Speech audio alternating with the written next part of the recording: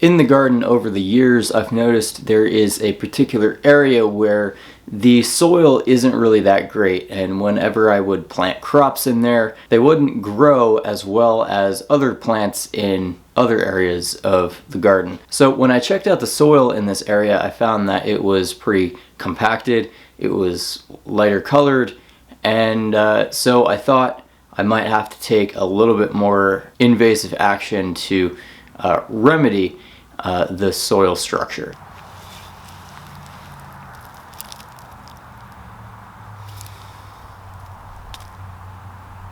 When smelling the soil, I also forgot to mention, it really doesn't have a very strong smell. So I'm figuring the biology is kind of rather weak in this area. I mean, it smells like earth, but not very strong compared to some of the other soil I have in the garden, especially areas that grow crops well. Now, one option would have been to let it go fallow, plant it with some cover crops and things like that, and over time it would work its way back to better health. But instead I chose a different path to work with this soil to see if I could do it faster so that I could plant in it this next season. So basically what I did was I dug out the soil in the bed in section by section. It was almost like the double dig method, for those of you who are familiar with that. However, I did not put the grass and weeds back into the soil.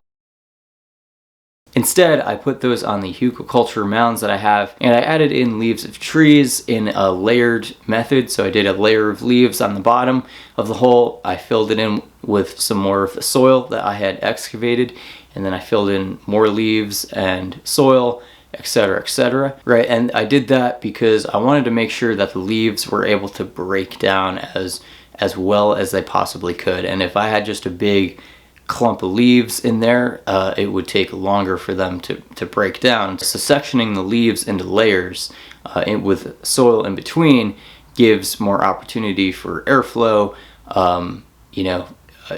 different habitat for different organisms that can help to break down these leaves at a faster rate. Then in some of these areas I also added in some crushed bean seeds, right? And this and so these bean seeds have different minerals in them. Also, they have nitrogen in them, right, because of their protein content.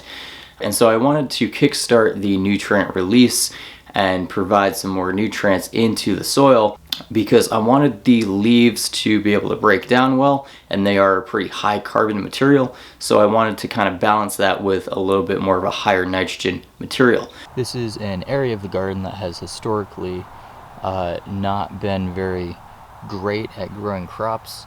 The soil just isn't quite right. It's usually more compact, a little lighter in color. And so what I'm doing this fall, it's mid-November, is I am actually I'm digging down, and then I'm putting down leaves kind of as they fall, and then I'm putting some soil on top. I also have some bean meal over here that I got made from old bean seed that's really not that great to plant at this point. So but bean seeds have a high nitrogen content, right? So it's C to N ratio, the carbon to nitrogen ratio, is basically a 7-to-1. So it's a really pretty dense nitrogen source, and it is an organic form of nitrogen as well. So what I'm doing is I'm digging down, I'm putting down a layer of leaves, covering it with some soil, putting some of that bean meal on top, just a little bit, just sprinkling it lightly, and then doing another layer of leaves, soil, and so on. I think I'm doing it about 3 times for each area. So what I'm doing now is I'm going to move over here and do this area next. So I just want to kind of see if I can like jumpstart the soil health.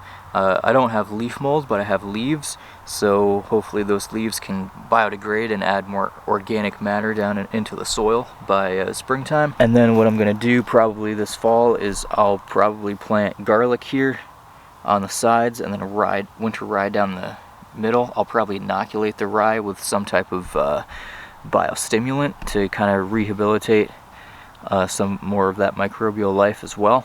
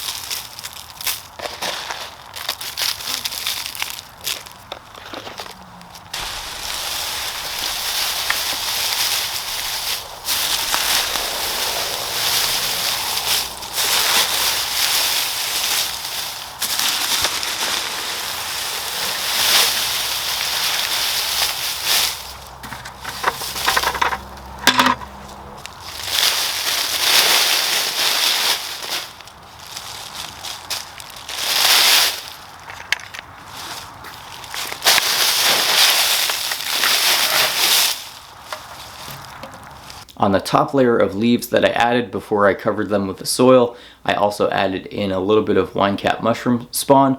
Now that would be another nitrogen source if the mushrooms aren't able to survive, since there aren't any wood chips on there, so the winecaps don't really have a prime food source to go off of, but I thought it might help to kind of kickstart some of the microbial action in there and maybe help boost the life a little bit temporarily. So hopefully this method will help to aerate the bed as the season goes on, and we'll see how the garlic and the winter rye grow in this bed compared with other beds, and also compared with how this bed has done in the past. So here we are at this bed where I had buried the leaves and all that.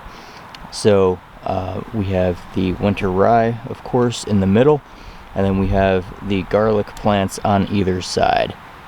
So as the weather continues to warm up and things begin to continue to break down at an accelerated rate, we'll kind of see how this garden bed does, and yeah, hopefully these plants will begin to grow well, and by how they grow might inform me with, yeah, so hopefully this area of the garden will be able to become a little bit more fertile and support the growth of more different kinds of plants. So in the future, I'm probably going to post another video about this. I might try to excavate the soil maybe later on in the season when it warms up, see what the to see what the decomposition looks like, and how the root structures look like with the plants that I would have in there, so that I can get a good idea to see if this is a viable method moving forward, or if I should try other methods, right? Like another method might be to just leave the soil in the bed undisturbed and pile leaves on top of that, and then remove the top leaves that haven't decomposed in the spring and plant into that, right? That way I wouldn't be disturbing the soil structure at all, and I'd be just adding organic matter on top of the soil, and it would continue to break down. So thank you so much for checking out this video. I appreciate it, and I look forward to seeing you in a future video. Take care.